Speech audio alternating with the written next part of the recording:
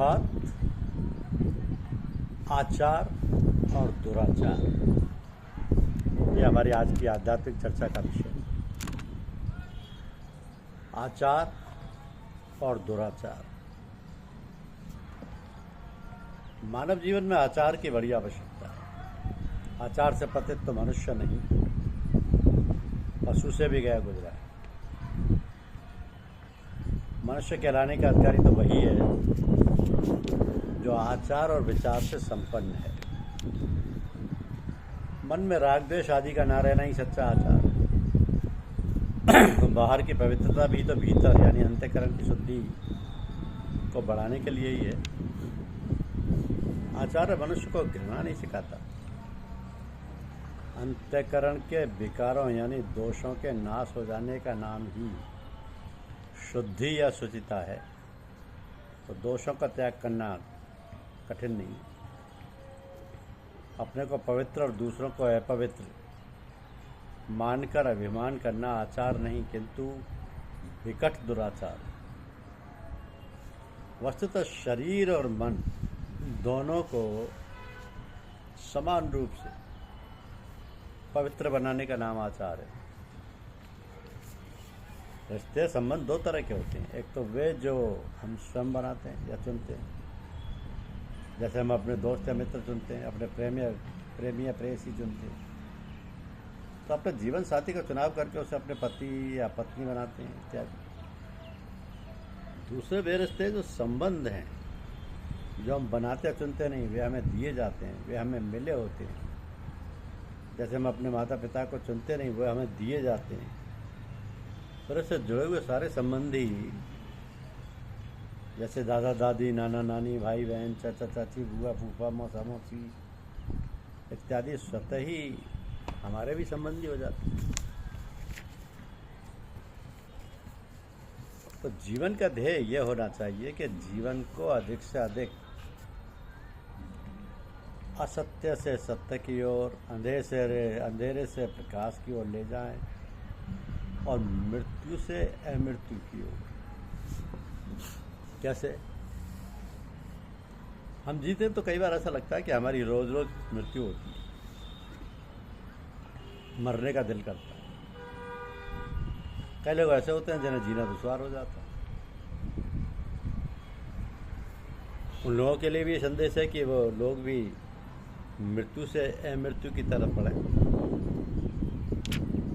जीवन सचमुच बड़ा विचित्र है। जो भी हम करते हैं, जैसा हम करते हैं, जब भी हम करते हैं, वो सबका एक अपना हिसाब है। हम सब कुछ करके भले ही भूल जाएं, लेकिन भीतर एक गुप्त रीति से चित्र बन जाते हैं जो हमारे कर्मों का गुप्त हिसाब रखते हैं। उनसे कुछ भी चीज़ छिपती नहीं, हम देख पाएं या ना देख पाएं। जीवन के हर क्षण का, हर कर्म का हिसाब तैयार रहता है। इसलिए अपने कर्मों को करते हुए ध्यान रखें कि हे प्रभु, हमसे जो भी कराएं दूसरों के लिए कराएं। हमारी संस्कृति अपने धर्म के लिए कराएं। हमारा जीवन अपनी संस्कृति, धर्म और देश को समर्पित है। तो कई बार लोग अपने कर्तव्यों को भूल जाते हैं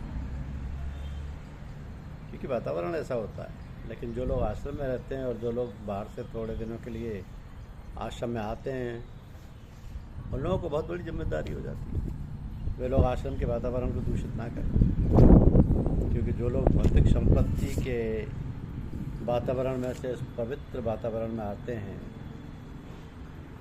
तो लोगों को पवित्र वातावरण मिलेगा, सत्संग मिलेगा, उनके जीवन में भी क्रांति आएगी, जीवन में समता आए, एकता आए और एक दूसरे को हम प्यार कर सकें। एक दूसरे के प्रति अकड़ें नहीं बल्कि एक दूसरे को पकड़ें, क्योंकि झुकता तो वही है जिसमें जान होती है। अकड़ता मुर्दे की पहचान होती है। तो अकड़ो नहीं, पकड़ो। ये तभी संभव होगा जब हम इस धरातल पर जिए कि हमारे हर कर्म का हिसाब है। तो फिर क्यों किसी के प्रति द्वेष रखना, हर किसी को नीचा दिखाकर अपने को नीचे गिराना। इस बात का हमें बहुत ध्यान रखना। जीवन का ध्येय होना चाहिए कि हमारा कर्म हमारी पूजा बने। लेकिन होता है उल्टा। हमारी पूजा हमारा कर्म बन जाती है, पूजा काम बन जाती है, और फिर हम जिंदगी भर उससे ऊपर उठ नहीं पाते। होना तो चाहिए कि धंधा धर्म बनता, लेकिन धर्म धंधा बन जाता है। व्यक्ति धार्मिक होने की अपेक्षा आध्यात्मिक बने। व्यक्ति धार्मिक तो बन जाता है, लेकिन आध्यात्मिक नहीं बन पाता।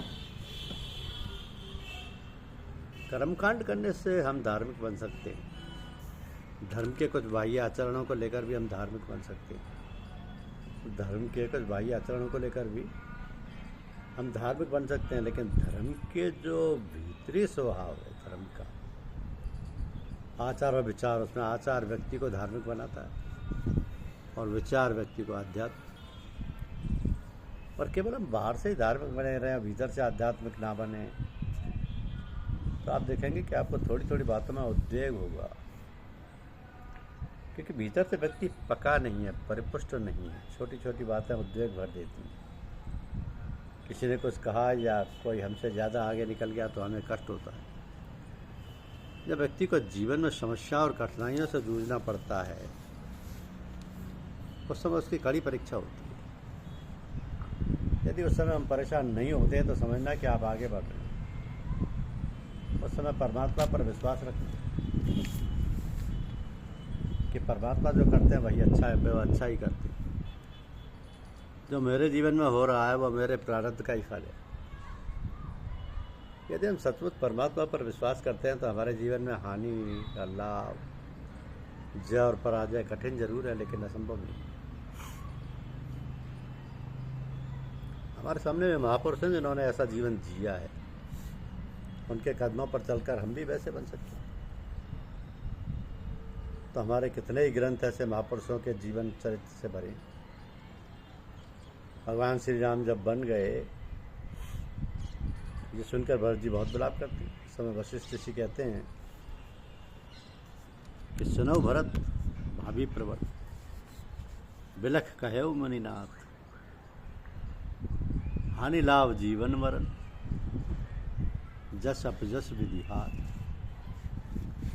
हम नहीं जानते कब मृत्यु होगी, कब तक जीवन रहेगा, हमारे हाथ में कुछ भी नहीं है। जब जीवन मरण हमारे हाथ में नहीं है तो क्यों ना हम बीच का जो रास्ता है जो हमारे हाथ में है, हमारी मुट्ठी में है, उसे परमात्मा में लगाएं। परमात्मा ने कृपा करके हमें मनुष्य जीवन दिया, उस अनमोल अवसर का लाभ उठाकर हम अपने जीवन को उन्नत बनाएं।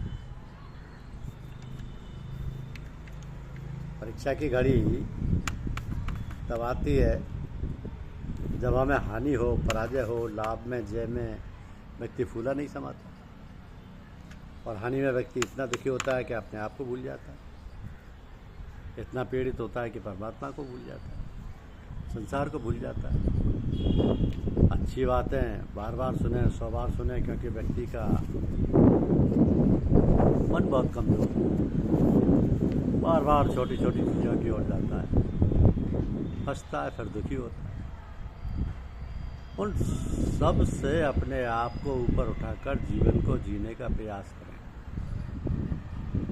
इसके लिए आपको कहीं ना कहीं जोड़ना जरूर पड़ेगा। जो परमात्मा से जुड़ता है वो कभी नहीं टूटता। जब हम टूटते हैं या तोड़ते हैं, तब समझना कि हम कहीं जुड़े हुए नहीं। परमात्मा से जुड़े हुए व्यक्ति को जीवन की कोई भी समस्या तोड़ नहीं सकती। ध्यान के माध्यम से परमात्मा से जुड़ सकते हैं, प्रभु के सानिध्य में रह सकते हैं। तो सदैव परमात्मा से जुड़े रहें। गुरु के माध्यम से जुड़ेंगे तो और भी अच्छा, क्योंकि गुरु वो रास्ता है, गुरु ही वो सीढ़ी है, गुरु ही वो मार्गदर्शक है, गुरु ही वो पथ प्रदर्शक है जो हमें परमात्मा तक सीधे पहुंचा दे, परमात्मा से साक्षात्कार करा दे। इसलिए गुरु पर भरोसा अवश्य। धन्यवाद।